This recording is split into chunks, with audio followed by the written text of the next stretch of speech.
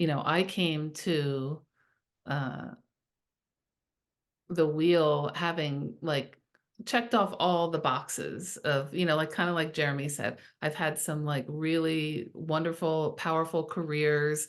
I've made lots of money. I have a husband and two children, and I own a home. Like you would think, like, oh, Tina's got everything, right? But I was depressed. I was carrying a lot of shame, and I didn't really know I was depressed until I wasn't anymore. And things were hairy in our marriage and in our household. And so I decided to step in at a point where I was at that crossroad, and what I thought I was gonna take on in that first time. I actually went to Teotihuacan because it didn't exist here in Northern California.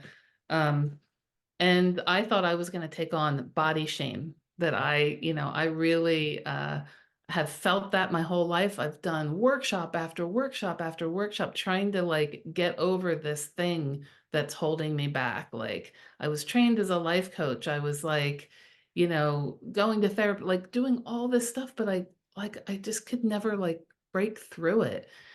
And I came down to Teotihuacan to take on my body shame. And, we had our opening circle, and then we started, and we were kind of sent out to come up with 5 rocks that, walk around in the location we were at and come up with 5 rocks that represented 5 agreements that we had for ourselves.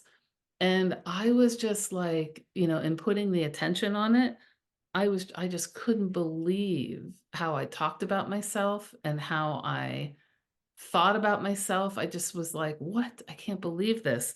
So I said, my agreements were my body is ugly, my body is undesirable, I'm ashamed of my body, I give my power to men, and I'm not enough. Those were my initial 5 agreements. And I spoke them out loud in front of people. Like these are things I've never said in front of other people. So I was witnessed.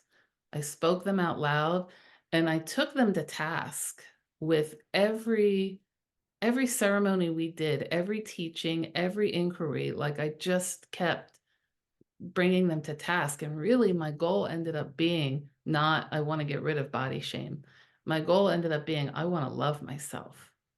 And so I went through that week and took this all to task and did things that I never like I have no idea, I never understood them. Like I communed with my ancestors. I did like I had all these amazing like powerful mystical experiences that helped me move things out, and I expressed a lot of emotion, and I learned so much about myself. I learned how codependent I was. I learned how much I minimized and denied things, major, major things that happened during my childhood. And, and I felt it and I honored it. Like, Steph says, I felt it and I honored it and I moved through it. And I, by the end of that one week, I loved myself, right? I truly did. Like for months, I was on a high. Like, I can't believe I feel so different. I could do anything. Nothing is stopping me. And I was just like so excited.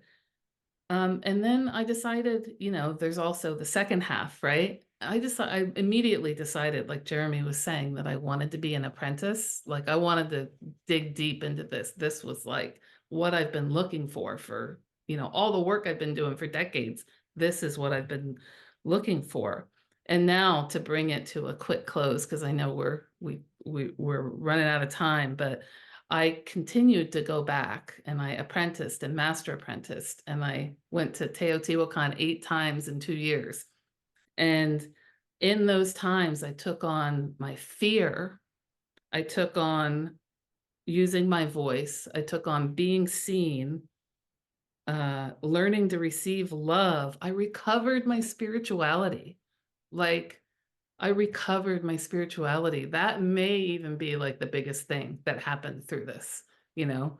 So, and in the process, just learning and growing, I became passionate about bringing this to other people. and really, like, what's key to me and what I'm passionate about is helping people learn to love themselves. That's the bottom line for me, because I feel like when that happens, everything changes, like, everything. It's just amazing. Like Jeremy said, taking the I don't know how you said it. You said you didn't say taking the bull by the Hit horns. You by said the something horn. like it that yeah, okay. Intent by the horns, yeah. Like, so to me, like, I've just become so passionate about this. Like, this program is, every time and I've also done it 3 times online, and every time I'm peeling off another layer and I'm getting more freedom.